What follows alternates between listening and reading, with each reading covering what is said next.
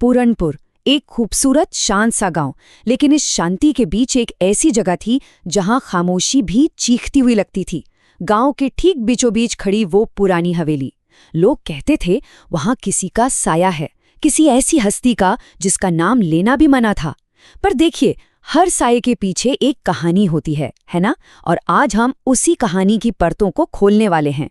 गांव में अगर कोई नया चेहरा आता तो सबसे पहली हिदायत यही मिलती थी। ये एक ऐसा डर था जो एक पीढ़ी से दूसरी पीढ़ी तक चला आ रहा था। सवाल ये था कि आखिर ऐसा क्या था उस हवेली के बंद दरवाजों के पीछे। तो चलिए, इस सफर में हम सबसे पहले पूरनपुर के उस डर को समझेंगे, फिर देखेंगे कि कैसे कुछ अजनबियों के आने से खजाने का लालच पैदा होता है, और फिर जानेंगे उस संदूक का काला सच, एक माँ की दर्दनाक कहानी, और आखिर में देखेंगे कि उस हवेली की एक नई सुबह कैसे होती है। तो ये जो डर था ना, ये सब उस हवेली से जुड़ा था। हवेली बहुत पुरानी थी, पर अजीब बात ये थी कि वो आज भी उतनी ही मजबूत खड़ी थी। और इस डर की असली वजह थी वो एक बुढ़िया, बिखरे हुए सफेद बाल, झुकी हुई कमर और होंठ जो लगातार कुछ न कुछ बुदबुदाते रहते थे। गांव वाले कहते थे वो कोई इंसान नहीं, हवेली की आत्मा है। फिर एक दिन इस गांव की खामोशी टूटी। एक चमकचमाती कार गांव में दाखिल हुई और उससे 4 शहरी लोग उतरे।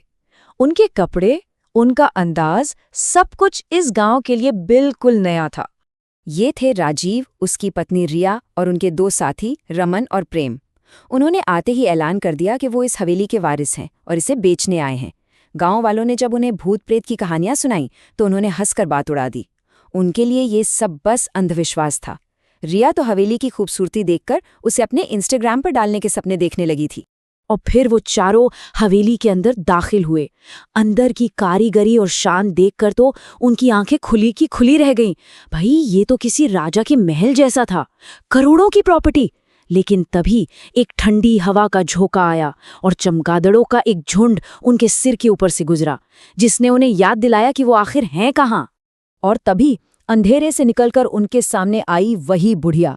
राजीव ने बड़े रौब से कहा कि वो हवेली बेच रहे हैं, तो उस बुढ़िया ने बड़ी शांति से सिर्फ एक लाइन कही, एक ऐसी लाइन जिसने उनके मन से डर को एक झटके में निकाल फेंका। उसने कहा, मैं खजाने की रखवाली कर रही हूं। खजाना, बस ये एक शब्द ही काफी था। और बस कहानी पूरी तरह से बदल गई। हवेली बेचने का प्लान अब खजाना खोजने का मिशन बन गया। और सबसे मजेदार बात तो देखिए, जो गांव वाले कल तक हवेली का नाम लेने से भी कांपते थे, आज वो खजाने में हिस्सेदारी के लालच में फावड़ा लेकर उनके साथ खड़े थे। अगले दिन हवेली में खुदाई शुरू हो गई। दीवारें टूटीं, फर्श उखड़े, हर कोना छान मारा गया। और फिर हवेली के एक अंधेरे कोने में मलबे के ढेर के नीचे उन्हें एक रास्ता मिला, एक गुप्त तहखाना जो शायद सदियों से बंद था। उस अंधेरे और सीलन भरे तहखाने के बीचों बीच वो चीज रखी थी, एक भारी पुराना लोहे का संदूक।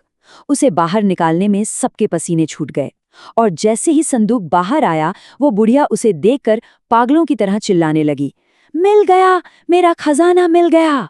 लेकिन उसकी आवाज में खुशी से ज्यादा एक अजीब सा दर्द था। सबकी आंखों में सोने की चमक थी। हर कोई अमीर बनने के सपने देख रहा था। संदूक का ताला बस टूटने ही वाला था। सबकी सांसें जैसे थम सी गई थी। क्या उनकी किस्मत अब चमकने वाली थी? और जैसे ही संदूक खुला, एक पल के लिए वहां मौत जैसा सन्नाटा छा गया। अंदर कोई सोना, कोई चांदी, कोई हीरे नहीं थे। अंदर था एक नन्हे से बच्चे का कंकाल। उनके सारे सपने एक पल में खौफ के अंधेरे में बदल गए। सब लोग डरकर 2 कदम पीछे हट गए। लेकिन वो बुढ़िया, वो उस संदूक से ऐसे लिपट गई जैसे कोई माँ अपने बच्चे से लिपटती है। और फिर उसके आंसुओं के साथ उस हवेली की दीवारों में दशकों से दफन एक दर्दनाक सच बाहर आने लगा। उस बुढ़िया का नाम गौरी था। गौरी ने अपनी कहानी सुनाई कि कैसे बेटी पैदा होने पर उसके अपने ही उसके दुश्मन बन गए थे। कैसे बेटे की चाहत में उसके पति ने एक तांत्रिक के कहने पर अपनी ही मासूम बच्ची की बलि उसी तहखाने में दे दी। जब गौरी ने ये सब देखा तो दुख और गुस्से में वो अपना दिमागी संतुलन खो बैठी, और उसी चाकू से उसने अपने पति, ससुर और उस गुनाह में शामिल नौकरों को मार डाला। इसके बाद उसने अपनी बच्ची के शरीर को उस संदूक में रखा और उसे ही अपना खजाना मानकर सालों साल उसकी हिफाजत करती रही।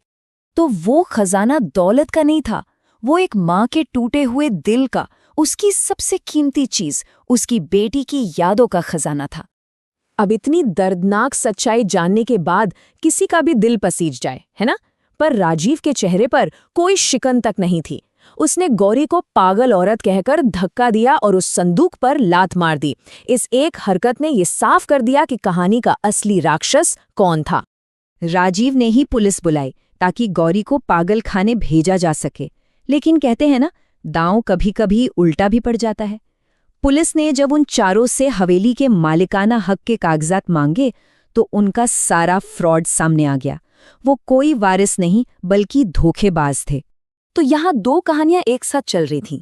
एक तरफ पैसों का लालच और धोखा था, तो दूसरी तरफ एक माँ का गहरा दुख और दर्द। एक तरफ वो लोग थे जो एक त्रासदी से फायदा उठाना चाहते थे और दूसरी तरफ वो थी जो खुद उस त्रासदी की शिकार थी। इसके बाद पूरे गांव ने मिलकर चीजों को ठीक करने का फैसला किया। वो चारों धोखेबाज गिरफ्तार हो गए। उस नन्ही बच्ची की आत्मा की शांति के लिए उसका अंतिम संस्कार किया गया और गौरी को इलाज के लिए एक मानसिक स्वास्थ्य केंद्र भेजा गया, जहां उसकी देखभाल हो सके। और वो हवेली जो इतने सालों तक डर और दुख का प्रतीक बनी रही, अब उसके भी जख्म भरने का वक्त आ गया था। गांव वालों ने मिलकर फैसला किया कि वो उस हवेली को एक स्कूल बनाएंगे, लड़कियों का स्कूल, और उसका नाम रखा गया गौरी कन्या विद्यालय। सोचिए, जिस जगह एक बेटी को सिर्फ इसलिए मार दिया गया था क्योंकि वो एक बेटी थी, आज वही जगह सैकड़ों बेटियों के भविष्य को रोशन कर रही है। ये कहानी हमें एक बहुत जरूरी सवाल के साथ छोड़ जाती है। जिन भूतिया कहानियों को सुनकर हम डरते हैं, क्या पता उनके पीछे भी गौरी जैसी ही कोई अनसुनी इंसानी कहानी हो, कोई ऐसी त्रासदी जो बस अपने सुने जाने का इंतजार कर रही हो।